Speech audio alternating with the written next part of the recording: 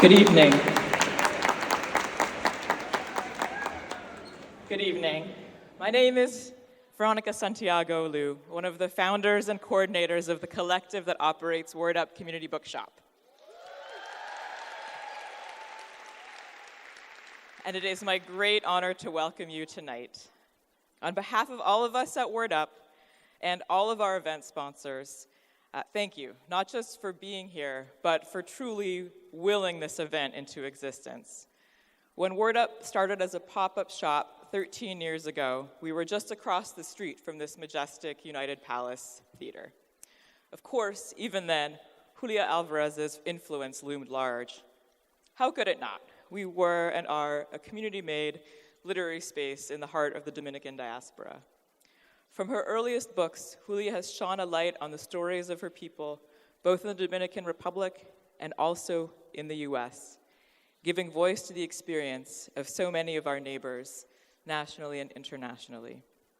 Through Julia's fiction, poetry, and memoir, for all ages, her address to such a variety of audiences reminds me of what we try to do at Up as a collective. And her work in harnessing stories goes beyond the page. In addition to her storytelling and writing, Julia has been an activist in other important ways that speaks to the values Up shares as well. Julia is la madrina of the Border of Lights movement, which first came together to acknowledge the genocide that took place during the 1937 Haitian massacre, when thousands of Haitians and their Dominican-born descendants were murdered. Julia has prompted all of us to remember this lesser-told history, which echoes in our present. As we come together for the launch of her book, The Cemetery of Untold Stories, about stories that just won't let themselves be put down, I think of her own words from her book's acknowledgement, where she thanks readers, you, who fertilize the ground your own creations spring from. We're about to witness a most dynamic trio of authors from 3 different generations about to grace this stage. Joining Julia are Angie Cruz, the award-winning author of Dominicana, How Not to Drown in a Glass of Water, Soledad, and much more, and Elizabeth Acevedo, award-winning author of Poet X, Family Lore, Clap When You Land, and more.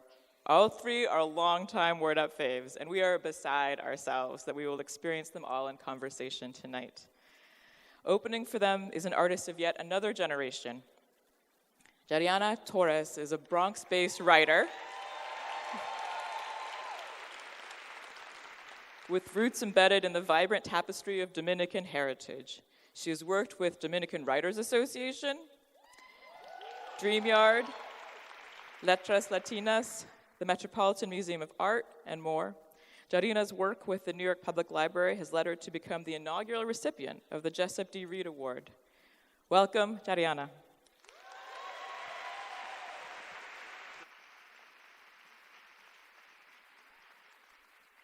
Thank you all for being here tonight. I'm just excited as you are to see what's going to happen. So I'm going to open this event by reading a few poems. I would like to ask you all to please hold all applause until I'm completely done so that we can get through this a little smoother. Sí. Un poquito de ánimo, señores, sí. El café. I think my biggest weakness is coffee. Not that I drink too much or need it to wake up or that it's too bitter, but that I don't make it good enough. It's the fact that I use a Keurig or that I drink it out of a thermos instead of a pretty little tacita with roses painted on it. I need to use a different creamer because my coffee doesn't taste like Abuela's or Minerva's or like the Sunday morning salon workers' coffee. My coffee's not hick enough. I need to dust off my greca and reach into the pit of never-ending ground coffee in my freezer. My coffee doesn't taste good because I don't speak Spanish well enough. I say la agua instead of el agua and la alma instead of el alma. If I'm talking to someone who knows English, I won't speak Spanish at all. My coffee tastes bad because in meetings where I have to speak perfect Spanish, my tongue folds itself 1,000 times over and my words dance to the rhythm of a stutter. I don't know the difference between por qué y por qué. Maybe my coffee tastes bad because I'm a bad daughter.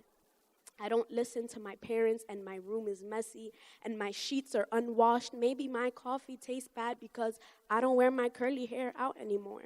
I paint my face with a lip pencil and fluffy brush before I leave the crib. Maybe my coffee tastes bad because it's mine and nothing from the labor of my own 2 hands results well. My hard work crumbles before my expectations and my arms are tired.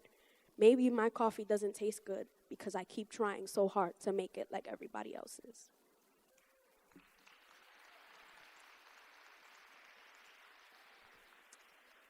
Juana. In me is a recycled rage, the rage of my father, grandmother, my great-grandmother, and mamás who are tatarabuelas. I've befriended this rage and named her Juana. Juana likes me because I treat her right. I've taught her how to melt into herself and not take herself so seriously. Together we've learned to laugh when they call it Dominican lasagna. Together we learn to laugh when assistant principals assume we don't speak English. We've learned to laugh at the things that make us want to scream. And her laughter settles in my chest like gunpowder, harmless until there's fire. I like to think I've taught Juana to recycle herself. But in fact, I learned from her that you don't always need to be recycled into something else. I told her it was okay to scream and shout as long as her voice doesn't overpower mine, and she reminded me that her voice is my voice. I remembered that she was part of me, and no matter what I say, I will always love Juana. She heard me say that out loud. No one had told her I love you before. Juana used to be a candle with no space to burn and melted at the foot of a fire. People usually told her she was like rain on a summer day. But doesn't the rain feed the flowers? Yo le enseñé que la brisa se necesita para refrescar el calor de la playa y que la luna es más fuerte que el sol. And that's why the tides are higher at night. Sometimes hotter is better. Hotter like her. Hotter like me. The heat in us cools down and rises again.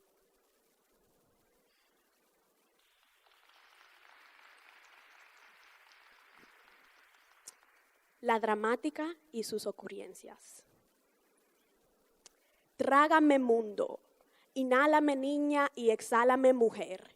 Ingiéreme ahora y devuélveme mañana. Líbrame del infierno de la adolescencia sujeto al perjuicio inmundo y las responsabilidades que no sé aguantar. No soy perfecta, así que no me regales tus expectativas, que nunca te las pedí. Trágame mundo, mastícame y saboréame. ¿A qué te recuerda mi sabor? ¿Al chocolate, al café o al coco? ¿Soy salada como la carne de una gallina o soy dulce como la masa de una batata asada? Espero que hayas disfrutado de todos mis sabores, porque no habrá más. Me voy, ya el plato de la noche se ha terminado, no hay nada más que dar. Correré y correré, pero siempre terminaré aquí en tu plato a la hora de comer.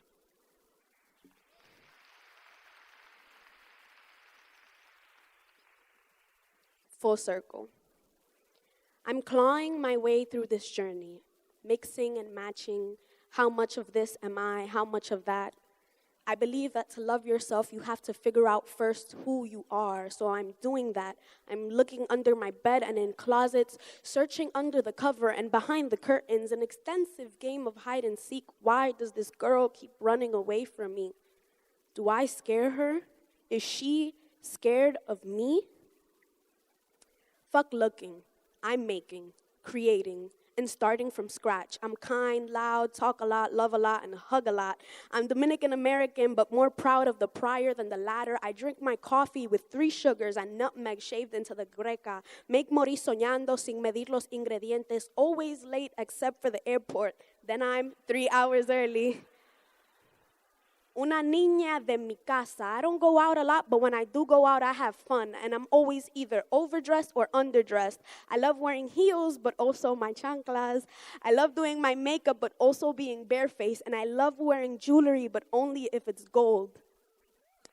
I burn every sandwich I make because my attention span doesn't last very long, and I care a lot, but I don't show it, so don't tell me I don't care because I'll cry about it.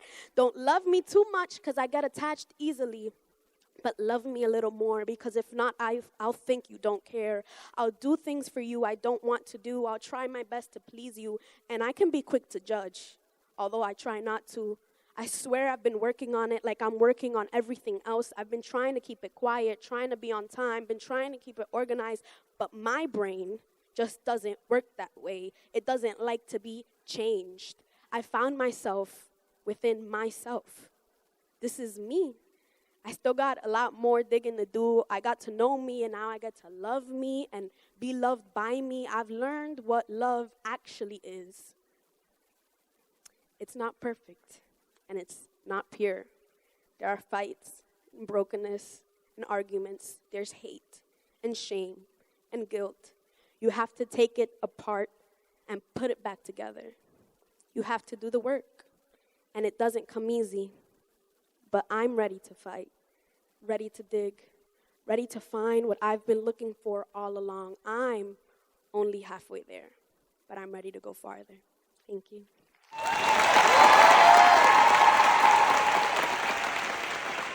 Let's welcome Julia Alvarez.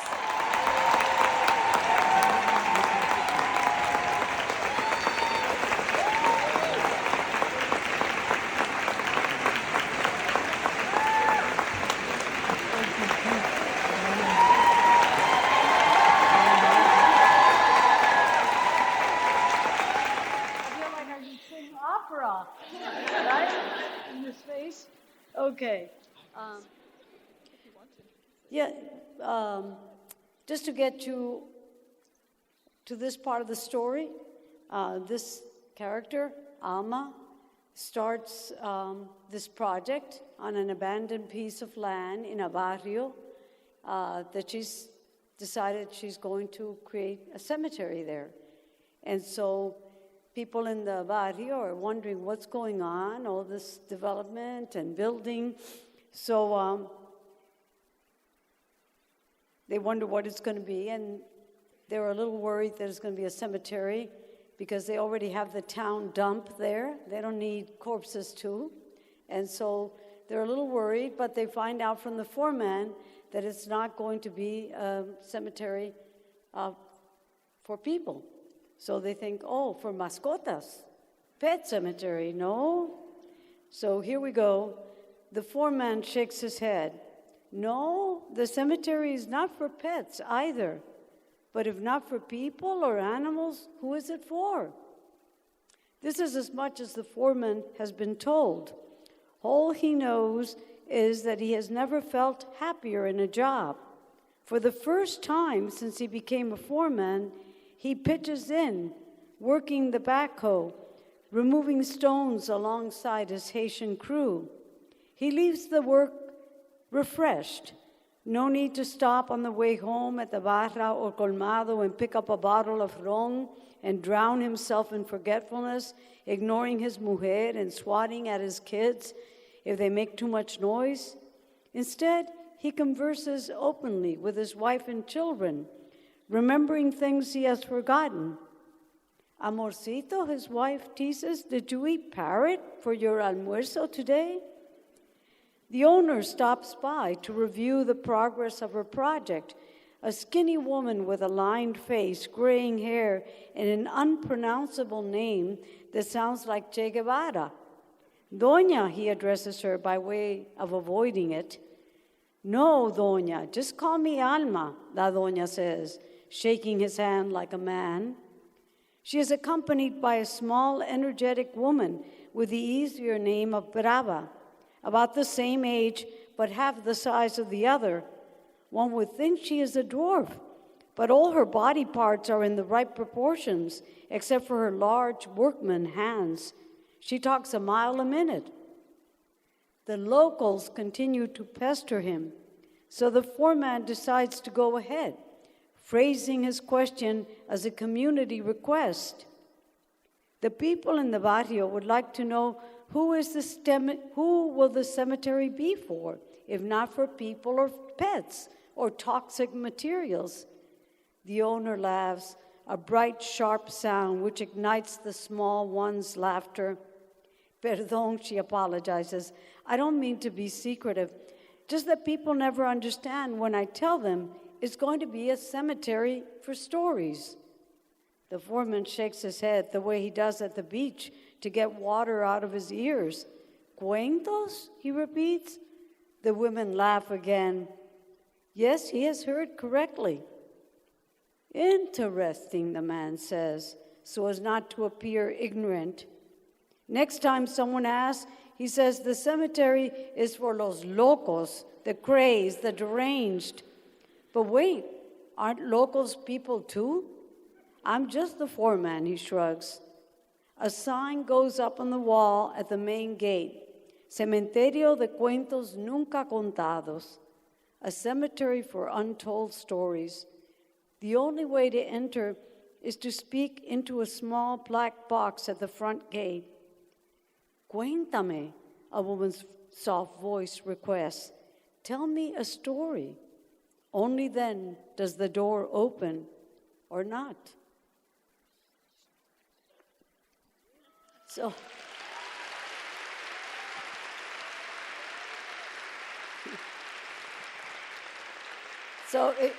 Did it take you all a long time to get in? Because did you have to tell a story at the front before they let you in? Or you just paid cash instead? That works too, right? So thank you for coming. And I don't know what comes next, but we're here at La Casita with a shoe shine box and Emmanuel. What comes next is Angie Cruz and Elizabeth Acevedo. Yay!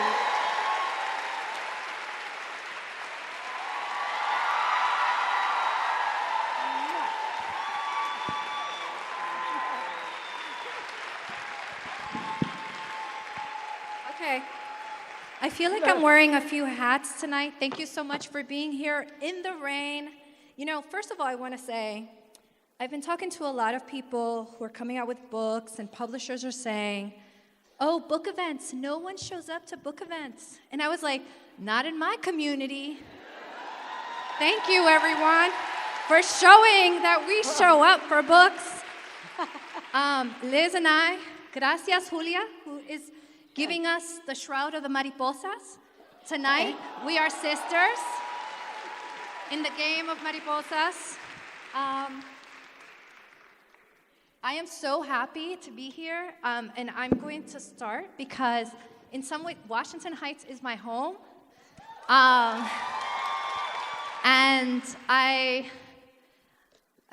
When it hits me what's happening here tonight, it didn't occur to me until this morning that, Julia, someone called me and said, oh my God, Julia Alvarez just mentioned you, Angie Cruz, and NPR.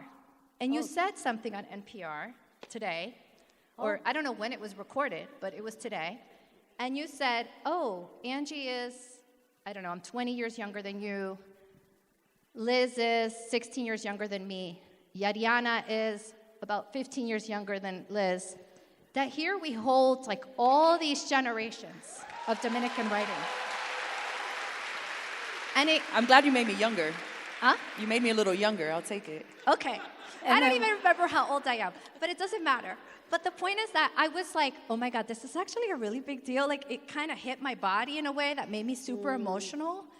And it's here in the perfect place, in this beautiful place. And I want to thank Veronica Liu and everybody. I mean, it's such a big team of volunteers to make this event happen. Yeah. And it was conceived, I feel like a year ago. Last year when I wrote to Liz, and I said, Liz, let's do this for Julia. Yeah. Like, let's show up. It was a text message, and it was like, Liz, we need to celebrate Julia. She's coming out with a book. What are we doing? This was probably like last September, October. It felt like a long time ago. Yeah, and I'm just like, I'm down. Like, what's the date? What are we doing? Let's go, right? And I wanted to do it together, and I imagined it here, because I said we could fill this venue. So thank you, everyone, for showing up. Thank you to Dominican. Okay. This casita, which looks a lot like my grandmother's casita in Los Guayacanes, so it's very wild. But this casita was literally in this rain. Did you all experience the rain? Was rolled over from La Alianza Dominicana. It's from an artist named Crudo. I think I got the name right. Angie Abreu. Here he is. Wow. Angie Abreu, literally with another person, I think, I don't know the story, but I'm gonna make this mythic, rolled it down in the rain from 10 blocks somehow and got it here on stage so we can have the atmosphere.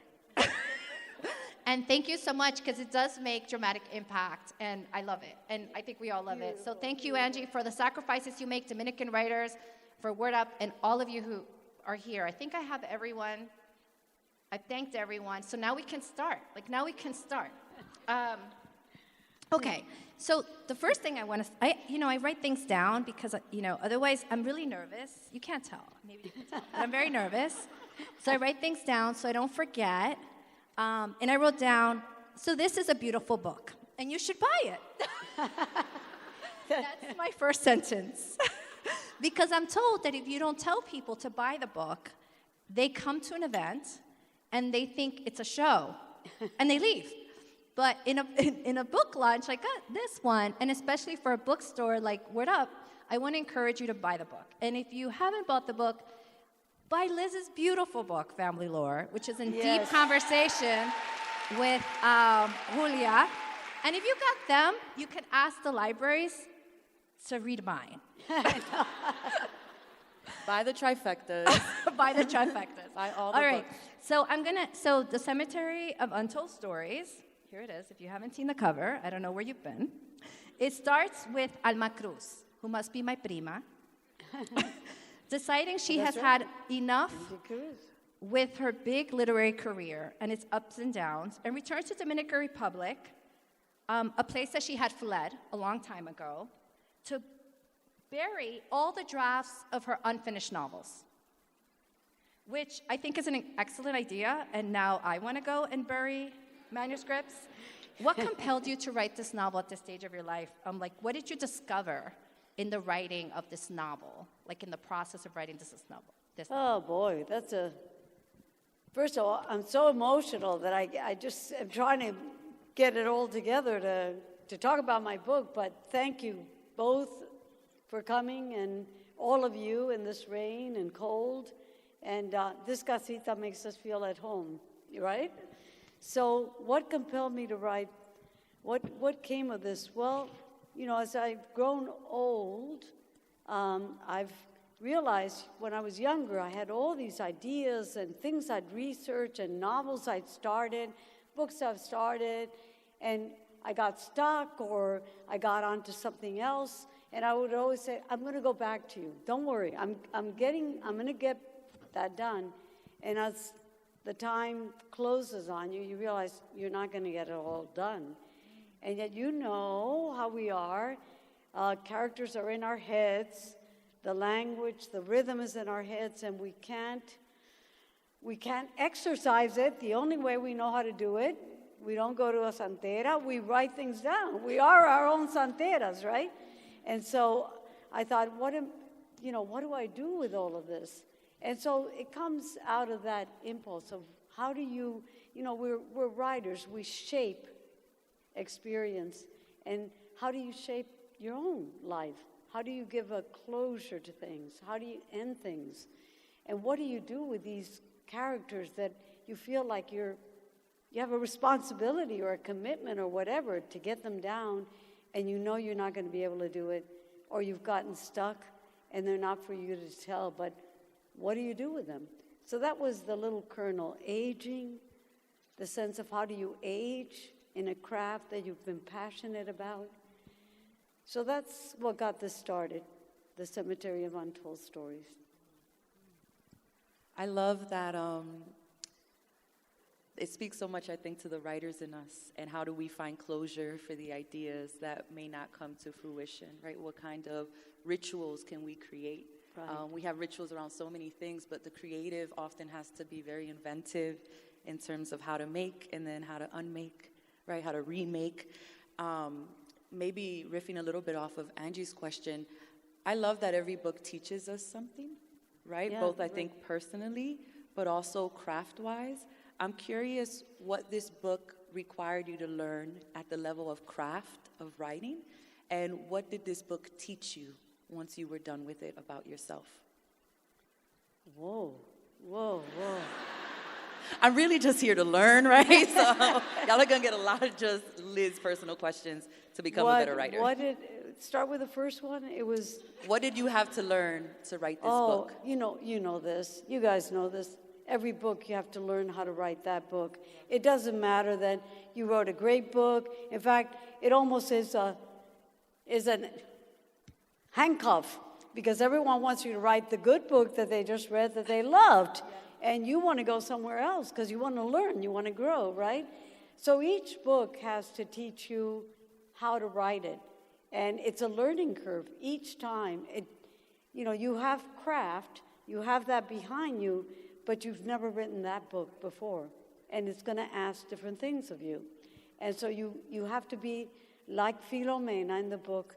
You have to be a good listener of the story and of the characters. And I think sometimes when you have been around and you've been writing and people ask you for things, you start listening to them instead of the book that wants to be written, and that's death. Don't do that, no. Even if the next book you're going to write, everybody will evaluate and say, well, she should have written a book like the other book. No, you listen to that book, because that's what we owe you, our readers. We have to grow so you can grow with us, and we grow together as a community. So you have to learn to listen to the book. And I think my characters, in this one, I was really listening to the characters and the story and where it wanted to go. And you might see this in the book, no spoiler alert, that as you read along, the author, Alma Cruz, disappears more and more. And the stories take over, the characters take over. And that was the immense and gratifying realization as an older writer, is that après moi, it won't be le silence. After me, it won't be the silence. The stories, they keep going, they keep going. And there's a kind of, when you're young, you want to be the one to tell them, because you want to make your way in the world. You want to, do good by your family and your community and so forth. But after a while, you realize you're just one of the voices that it came through, And so this is the thing this book taught me. And now I feel like, we joke, Stuart and I, we talk about, well, if you don't finish the next book, we know where it can go, into the cemetery. And there's room for everyone. I don't want your books to go there because I want them to be told, but there's room for whatever you want to bury there. But what I love about your book, though, is that you don't, recently there was another book that came out by Garcia Marquez where his children decided to give permission to publish a book that he had said, I don't want them to be out in the world. And what's interesting is that I feel like from reading your book that it's really like you sort of have, it's such a generous way of being in the world where you think a story came to me and maybe it's not mine to finish, right? So maybe part of maturity, which I find I'm feeling more and more, is that I realize, I don't have to do everything that I think about. That's a great idea. Or I don't have to finish every book that I'm thinking about. Like, there's actually a lot of people that could write as well, and there's going to be many stories that can be told, and that's what your book actually does. Like your character Filomena and Pepito, they're listening, right? And they could tell those stories eventually. And I think when we think about just this intergenerational conversation here, like in some ways, like we're all doing our thing. Our book is its own beast, right? Yeah. And then the books we can't do, sometimes we speak it and you're like, you know what? Maybe Liz will be like, that's a great idea. Yeah. You know what I mean? And I feel like so much, especially because we come, a lot of us, from the oral storytelling culture, stories are alive. They catch. Yeah, right. And then sometimes it's your job to bring it out. And sometimes it's not, and it's okay. And I love that vision. And I think your book really embodies this collective vision of telling all our stories. I love also how you kind of, I mean, you've taken on the role of elder. You're like, I'm an elder. And I'm like, and I find, you know, as someone who's between, you know, like, you're like between you two, I'm always like really uncomfortable. I'm like, oh, when am I? I'm still like Liz. I'm like Liz. When do you graduate to elder? Yeah, Is that I'm like, when do you graduate from elder? And I, you know, and now I'm gonna shout out. We have this incredible audience, by the way. Like Bushra Rahman is on the audience, who's this wonderful writer, and she had said something to me like, "I'm just stepping into it. I'm stepping into elderhood." And I said, "Oh my God, what does that look like? Am I supposed to do that too? I have all these students. They're all younger than me." And it is like a moment of just accepting. I'm not going to get everything I want to do now, right? And I feel like your character was very healing for me in thinking about what is the process of writing for such a long time, like new projects, and just having the endurance of doing that, you know? Well, it's what you love to do. I mean, it's something you'll keep doing, but maybe in a different way. You know, if you don't tell the story, someone will, because from oral cultures, I'm telling stories that my abuelita used to tell, very different from the way she told it, but I got the story from her, and I've, you know, embellished it. So in an oral tradition, it's all about the story keeps circulating more than, you know, it's my book, and I'm the iconic this or the iconic that, which I think it really separates us. And, you know, we are a community, and we need our readers, and we need to be a community. So I think that's a perspective that comes with getting older, you know. And don't worry, your body will let you know. I guess I'm still not an elder. Yeah, it will. When I keep saying, you know, this is something. I get to live the expiration date of all these body parts, you know, it's done, it's over, you know, and so it's, you know, it's there, but instead of trying to hold on, you release it, and there's a liberation to that. Yeah. I'm gonna formulate this question, I think, as I'm talking, based a little bit off of what you said. I'm curious about both of you, but Julia, if you could start. How you practice being a good literary citizen. And I'm thinking here of meeting you in 2019 and doing this event, and like you being, like you just mentioned, this icon, right? This writer who I studied.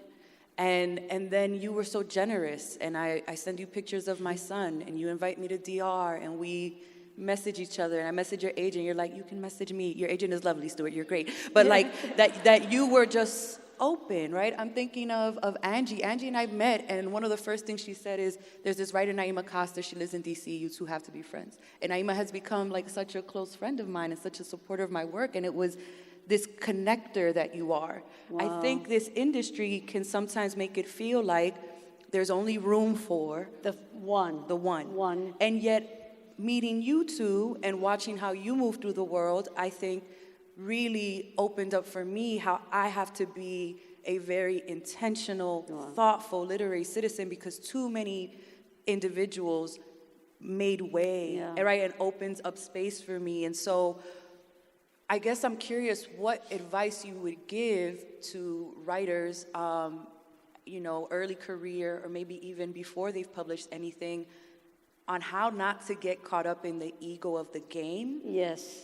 In wanting to be the best, and maybe not being aware of the fact that, like, community is... Now I'm giving the answer. You go, right? No. There's whatever question you find in there. No, but oh my God, that is such a wonderful question, Liz. I mean, I'm going to be thinking about that, how to be a good literary citizen. I mean, I think that should be blasted out there. That is such, it's so much counter to cancel culture, and, there's one, and you erase a writer, or you're the star, and therefore you have to keep the others at bay. That's not why we came to storytelling, right? We came to storytelling because stories are how we become the other, how we get out of ourselves. And so why just keep it to ourselves? How do you create that? And here, by the way, is our Youth Poet Laureate of the United States. So I'm sure she's thinking about this all the time. How do you create that culture? And you're with a lot of the young people who are where you plant those seeds. How do you create that kind of culture? And I think events like tonight, where so many things came together, I mean, the idea that someone lugged this on a little trolley down the street to get this casita here, and that this space got here, and Veronica marshaled all these people, and we signed, 1,000 books out there. I mean, and it was all of us, right? We couldn't do it alone.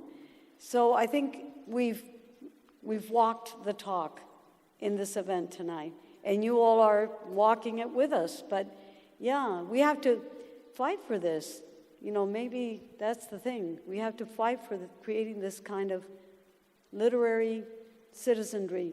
Yeah. And fight our own egos, I think, also. Exactly. The wanting to be the shiny new And thing. weren't you both part of the Scheherazade project? I don't think I was. That we did those stories online. We were all going to go, we were going to do 1,001 Nights before the election of you-know-who to prevent him being elected. I think we've entered elderhood. I think our pandemic. No, before pandemic, after pandemic. It's different. No, it was before pandemic. that's We were what I going to mean. do I it in can't person. Every night, Mm-hmm. a woman artist was going to go in front of the White House for 10 minutes and do her art, whether it was painting, dance, music, reading, and then walk off. And it was the Scheherazade, before the Sultan. And then the pandemic came, and we did it online. Yes, and we did, and he did not get elected, and we claim credit, the community. Seriously. Well, Okay, enough. I do think, I'm telling Liz earlier that Saidiya Hartman, this wonderful scholar, she said something that care is the antidote of violence. Oh, wow. And I've been thinking, we're experiencing a lot of violence. We're seeing it happen in Dominican Republic and Haiti on the border. We're seeing it happen in Gaza. We're seeing it happen in many places around the world. And a lot of us are negotiating, what does that look like to live this life, knowing that all of this is happening? And I keep thinking, so how do we show care, right? I'm a writer. I feel very privileged in a way. Absolutely. Because I have the time to even imagine and think. And I was like, the way I've shown care for me, for myself, is through writing. But definitely reading was a way to show care, because it's allowed me to humanize experiences that maybe sometimes I don't understand or terrify me or I'm afraid to go to. So in a lot of ways, when I think about literary citizenship, you were saying, Angie, you're so good at advocating for Word Up, for example, the bookstore. And I said, yeah, but this is also like an antidote to violence. Us showing up here and choosing to spend our time here, thinking about books, honoring your legacy, like the 20 books you've offered our community, being in this conversation, we're taking care of each other right now. And this is also true when, oh my God, I got goosebumps thinking about this, and I'm like, I believe it. And I think too, it's a weird thing to ask someone to spend their money on a book, actually, because I'm like, things are expensive. Like, I went to buy blackberries the other day, and they were $8, and I got scared. And I said, what's happening? So then to ask someone to buy a book, but then I think about medicine, like my spirit medicine, and how certain books, like How the Garcia Girls Lost Their Accent, I bought your book when it came out. Wow. It was 1993, I think. And I saw it on the wind, like I was walking by Barnes & Nobles on 83rd Street, and I saw it in the window. And I thought, how the Garcia lost their accent? Alvarez? And I walked in, and I didn't know I was going to be a writer yet. Aye. And I was like, una dominicana como yo? And it planted the seed. It was still a little early because it took me a minute to like get there. But I remember spending the money on it, which was weird because I wasn't a reader. I'm not like Yadiana's been reading since she's 2 and obviously very accomplished already. Like it took me a minute to find myself in books. But it was probably the best investment I ever made in my life. Because here I am. Well, yeah, great. So I'm going to ask a question. You said something in an interview. You said something that you make this joke that you think every Latina of your generation could start a novel, their novel saying, "Mommy told me to keep my mouth shut about this." Which is, I believe that. So what story have both of you written and published that caused you trouble in your life? I want to know the chisme. Hey, chismes are where it all starts, right? Yeah. Well, I didn't actually, I lifted that from Maxine Hong Kingston, a book that was like that for me, reading Woman Warrior. And I've been told there isn't room, when we started publishing, there isn't really a readership for this kind of book. It's sociology when you write about Latino characters. And I just felt like there's no room for me. And then I read Woman Warrior, and it was about a Chinese-American family in California, but it could have been my Dominican family. And it starts with a sentence, "My mother told me never, ever to repeat this story." And then she tells the story. I thought, that could be the first sentence of every Latina novel, right? Mommy told me to keep my mouth shut, and here's what you told me not to tell you, right? So, yes, I mean, when I started writing, it caused quite a storm. I thought it was going to close me up forever because I got such outrage and disowning at the beginning for writing that book. And, I don't see, it's been banned also, so it's a version of Mommy throughout America. It's been banned in different communities. And I think, well, God, I don't know what's so threatening in this book, but I came to understand why. My mother and her generation were Trujillo, they were traumatized, post-traumatic stress. They had learned to keep their mouth shut, or they could get themselves killed, their family, people around them.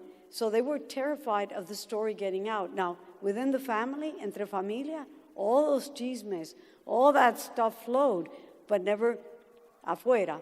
You keep it inside. And here you are, telling a story, and it gets published. So it was tough at the beginning, but against community king around me, Susan Burkholz, my agent, Sandra Cisneros, wrote me a book. She said, she's so much, feistier than I am, at least apparently so. She said, "Go out and kick ass. Kick Mommy's ass." I said, whoa. But it felt like it gave me ánimo, it gave me support. So it happens. And I think it's deep down, it's a recognition in our communities, the stories have power. Yeah. It's not just you write them down, no, stories have power. And we're a little afraid of them, and we should be. Because you can use them for ill or for good.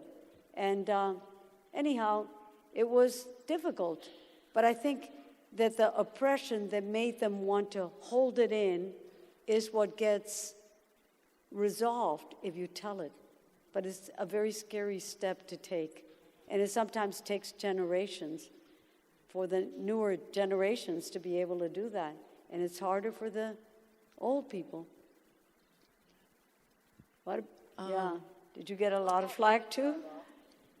So I don't think it has happened yet, because I haven't given my mother a copy of Family Lore, but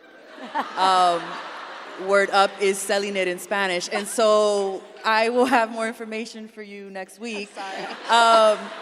But I think that is the novel where I've probably been most committed to truth-telling and to vulnerability, and a really kind of stripped-down vulnerability that scared me. And I think this idea of the stories that scare you, and that fear was hard to negotiate, because a part of me wanted to say, well, because I'm afraid of this, that probably means it's wrong.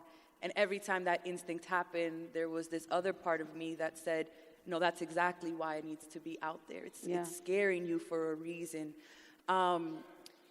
That's a big story, and it's a big story inspired by my mom and her siblings. She's one of 15. The book takes a very different passageway through that, but I know what the expectation is, and then I know what I did with it, and I think that gap might create interesting conversations. And in my wildest dreams, I am hoping that it is an opportunity to be closer. I think and it she's does. in the front row, and she has the translating thing in her ear, so I'm like, you heard that? It is an opportunity. Is she here now? Hola. Where is she? And that's Papi next that's to Papi, And that's yeah. Papi. I mean, they're coming to your. They're in the front row, Liz. Yeah. What more can you ask for? I know. Just don't read the book. Just don't read the books. No, that's it. I mean, I think for so long, like, because my poems were in English, I got away with a lot. Now I'm like, dang, they translating everything. Oh, okay.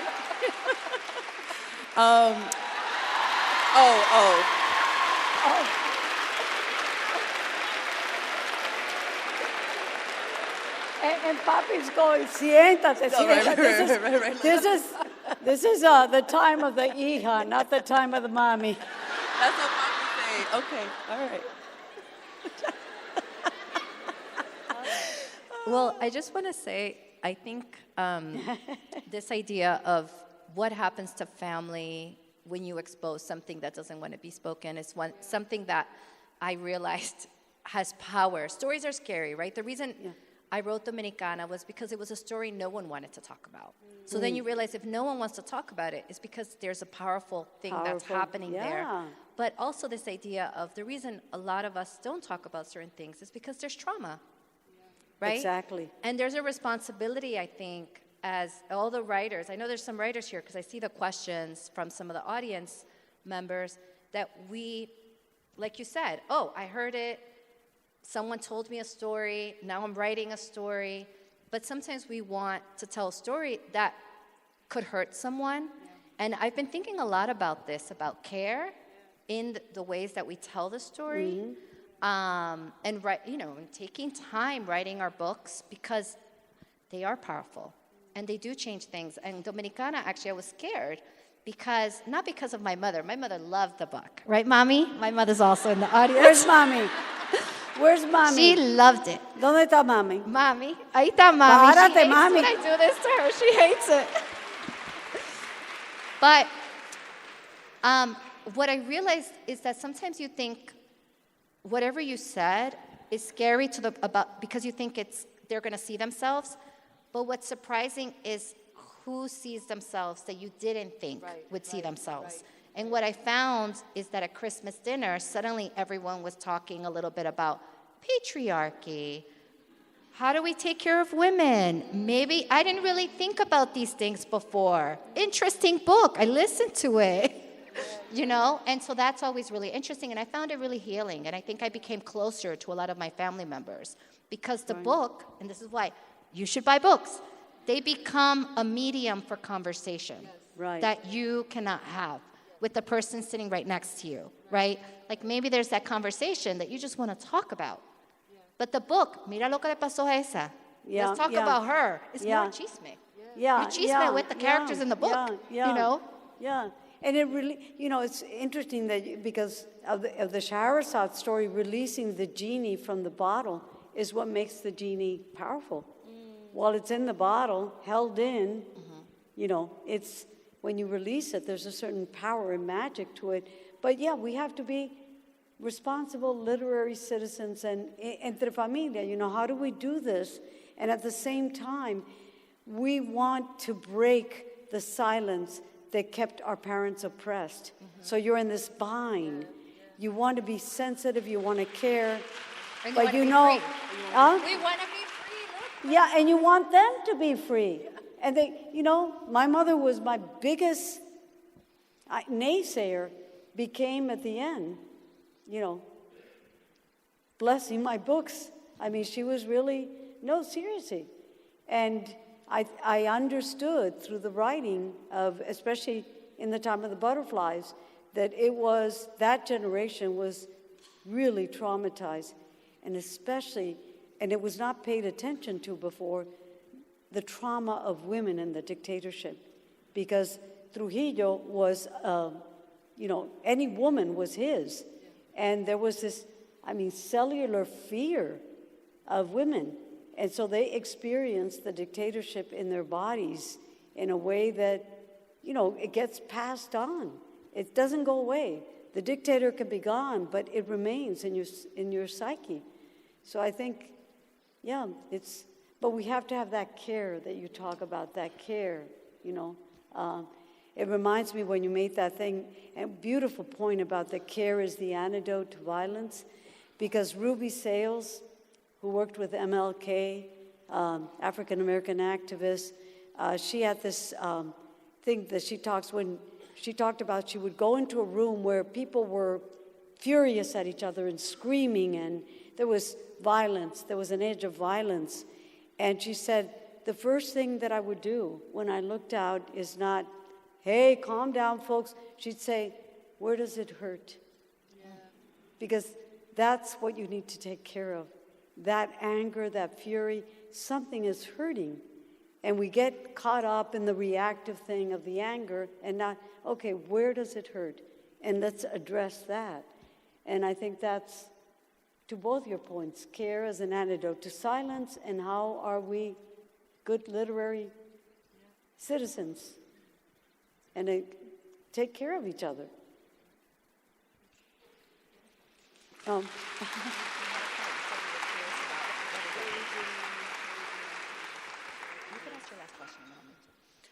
I think last question from my end, I was wondering about audience. For someone who has been writing for so many decades at this point, and I remember reading Before We Were Free, and that being geared to young people, the fans in the audience, in the name of Salome, right?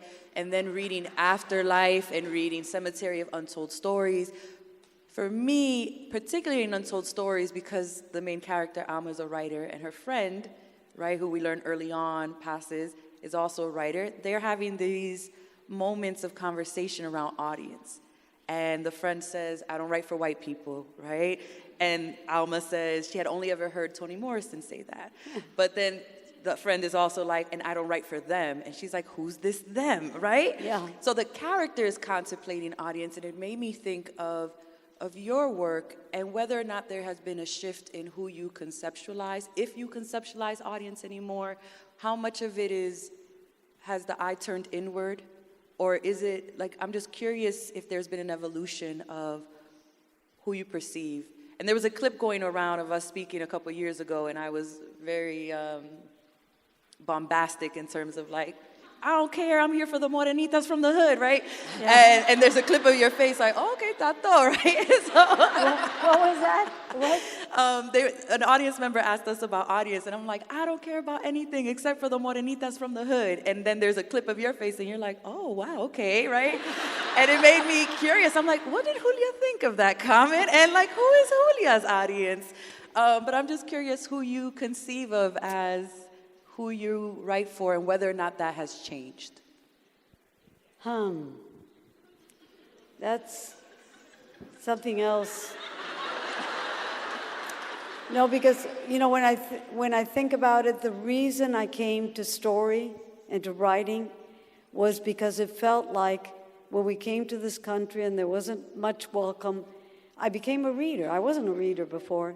And it was because it seemed a place where everyone was welcome. And so at the root system of story, the table is big enough for everybody. And that's really what I want to go down to. Sure, we all come from our separate little tribes or communities, but we're all coming into the big circle. It's about taking care of all of us. There is no separation. So that I can read a story and I can become an enslaved girl in the South. I can become a Danish prince. I can be, going down the raft, down the Mississippi on a raft. I become all these people. And once I finish the book, all these people are in me. And so when I think of the best of audience, it's everybody. Not that everybody will read my book or your book or Angie's books, but someone will, and we're all part of that big circle. So that audience. But sometimes, especially you're starting out, you need your front row people to be your people. Because you need that, animo and that courage and that strength to speak wider, and to get your voice out there, but you need that support. And you're bringing your stories from your community and your tradition, which enriches that big circle, but it's about the big circle. It's about the big circle, And so, yeah. So we've had a number of questions from the audience, and many of them have been already answered. But there's one that has come up in here, which I think is an important one, because I know we have a lot of writers in the audience, and I'm just going to try to bring them all together, which is, what advice do you give to writers? I mean, you've written for a lot of different ages and at different times of your life. So what advice would you give to young writers, and then people who maybe want to start writing in midlife? Advice? So I'm putting it together. There's some young writers in here and some people who want to start writing their stories in midlife. What advice would you give? This night is full of hard questions. What advice? Well, we've said some of this stuff, right? First of all, if you want to be a writer, you write. You write and you read. Because it's not just about your writing. You have all these amazing teachers, and they're your books that you read. You learn, you read, you study. A book you really, really love, read it again. I do little maps of books I like. Where did this go? So, I just want to take it apart. How did they do this magic? So you read and you write, and there's no substitute for that. I mean, you have to put in the hard work. Anything you do that you want some mastery, you have to practice and practice and practice, and so it's revise, and always it wants one more revision than you feel you want to give it. So that's the first advice, to create a community around you, because you do need your people to say, no, you're not fooling yourself. We're listening. You need listeners. I mean, that's the reason these stories come alive for Filomena. She's listening. She gets her little chair and she sits in front of one of the tombs and she listens. And we need that. We need that nourishment of a listener. So I think those are three essentials of advice. And if you want to do this, if this is your passion, I mean, how can you not do it? That's what keeps you alive. That's how you take care of yourself, and you take care of the larger community, because if you take care of that in you, you'll have something to give to that larger community. So it sounds very inspirational and abstract, but it's what's worked for me. I couldn't have done it without all the people that have supported me, and I could spend the next 15 minutes talking about this person, that person, but it's true, it was a whole community. And I don't mean just other writers and editors, but I mean you know, the people from your childhood that told you the story the 15th time, you know, cuéntamelo otra vez, you know, you want to hear it. Everybody that took the time to support you. And you get here because there's a lot of shoulders you're standing on to reach your stars. Yep. Do you want to answer the question too? Yeah. I'm curious about your answer. Yeah, who's your audience? Your Oh. little boy. Right, that is my audience. He's a very hard judge, my little boy. He doesn't like a lot of books. And the book he loves, he wants to hear 100 times. So it's, I'm thinking about this question of advice. And one thing that I think I'm trying to guard against, and anyone who asks me, is looking sideways at other people's career and the things that they achieve with, and coveting. Because I think there are ways that you apply pressure to the work to be the thing that someone else's work was or is.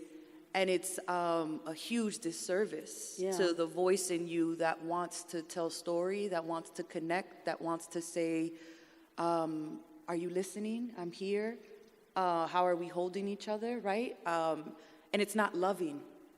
And I think if we're writing from places that aren't coming from loving places, an offering of tenderness, and we're writing from, I want to win this thing, and I want to be in this publication, and I want this kind of book deal, and I want an auction, and the want never ends. It is bottomless, and it is hungry, and it, I think, will eat up the part of you that's like, I just wanted one person to read this, and that would have been enough. 100 people read it, like that delight of making when you make at first, and you're like, people are listening. And so I think that I really think about writers paying too much attention to other people's careers. And I guess the advice that I would give is like, find one writer who's maybe 10 years beyond where you are, and look at the moves that they've made, and then be like, okay, those are moves that I think I can make. And it's the literary citizen question. Who is somebody who is a good literary citizen? And so I will be mindful of, okay, they worked with this publisher, I'll submit there. Oh, they really like this press. This press has published them a couple of times. That might be a good place for my poems. So you have a map, but it's not a map that's built off of, I want all of the wins. Or I want all of the big. I want all of the starlight. And I think that sometimes that can be very motivating at first for writers, but it's not sustainable in the long run. And so I think a lot of us focused on our own paper versus looking sideways would be really helpful for figuring out our singular voice outside of an external driven, I want the things type of energy. I mean, I agree with both these answers. And I feel like what you're saying, Liz, to me is always about what do we value, right? So for me, it's very funny, right? But I was trying to figure out what to wear. And I thought, oh, I should wear a ball gown, because I thought that I was going to win an award tonight. Because I feel like I'm winning an award sitting with both of you. It's such a weird feeling. Like, you know, I had bought this dress. I was being nominated for all these awards when Dominicana came out. And I bought a dress at a vintage store. And I said, if I win an award, I'm going to wear this dress. So I was like, I'm going to win it tonight. I feel like I'm winning something. And the win is that I'm here with y'all, and I'm like, this feels so important to me, more than any award. And what you're saying about awards and these things, these shiny things that we all want to get because it makes us, it's validated by so many people, is when I sit with my students. I teach in an MFA program at the University of Pittsburgh, and I mentor a lot of young writers, and sometimes they're just like, well, I want this, and I want this. And then I say, okay, I want you to look at the writers. This is an advice I give to writers. And I say, the writers you love. And I want you, like Julia Alvarez and Sandra Cisneros, and look at how many books they've written and how many awards they have won. And think about, did you win all those awards? I didn't win a National Book Award. I didn't win a Pulitzer. But guess what? I feel like I won a Pulitzer tonight. And when you see that the person that's looking at you and reflecting back at you are the people that actually really need the work, They need the work. I needed your work. I know it caused havoc in your family. Thank you for having the courage to write the books. I borrowed it, the courage. No, but seriously. I mean, you had courage, and what you've done too with your work, like how you've reached out to people. Like in a lot of ways, this is to me the value. The value is that our communities need help. Our voices are being underrepresented in the movies, in the book culture, in theater. We're underrepresented. Every time we show up, we're voting for our community and the stories that we're doing. Good way to put it. Yeah. Show up for each other. And this is what we're talking about, right? So to me, that's it. It's like, what do you value? Yeah. Because it's lonely otherwise. We talk about how lonely it could get. So thank you. And sometimes the market, it creates, to create demand, it separates people and puts them, puts the star ahead. You're the one. And then you get deposed. And no, it's Which not. is ridiculous, because if someone loves your book, they're going to love your book. And maybe mine. Yeah. Do you know what I mean? You read a book in 2 days. It takes me 10 years to write a book. But in 2 days, you could read a book. That means in a month, they could read all our books. Yeah. And they're all for sale out there. Yes, and they're all for sale. And they've been signed. And they've been signed. And please, this is not just about buying our books, but it's about supporting Word Up, the community bookstore that is doing the real work of taking care of this community in so many ways that people don't even imagine, the invisible labor and the very visible labor. So supporting the bookstore is also supporting this amazing entity in our neighborhood. And I think that we should wrap up, right? We have 10 more minutes or 5 more minutes? Okay. I don't want to end the night. I'm going to ask one more question, but I don't want to end the night without doing some shout outs of some amazing people in the audience that came to share this literary conversation with us. We have Manuel Munoz, and I can't even believe he's here all the way from Tucson. Yes. And he's not going to get up and take a bow? No. There's Cleves Natera here. There's Naomi. She's here. If you don't know Cleves Natera's work, please, a Dominicana, as part of this legacy, the author of Neruda in the Park. There's Naima Koster is online. She wasn't well enough to come tonight, but she's here, present. Nelly Rosario is streaming from Dominican Republic. Oh, qué bueno. There's just so many people here that I don't even know who's here because I didn't see the guest list. These are the people that texted me.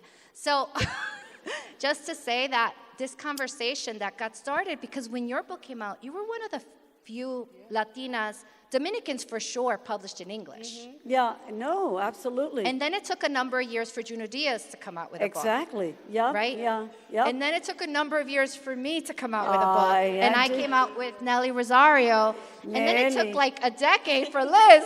So I'm saying, what a beautiful thing. Yeah. Gracias. This has been, this is the Nobel Prize. This is us. This is us. This is us. Who needs the Swedes? We don't need them. This is beautiful. And these women have been so generous to show up here. They're busy in the thick of their lives, new moms, etc. And so I can't thank you enough. This is really... No, es un placer.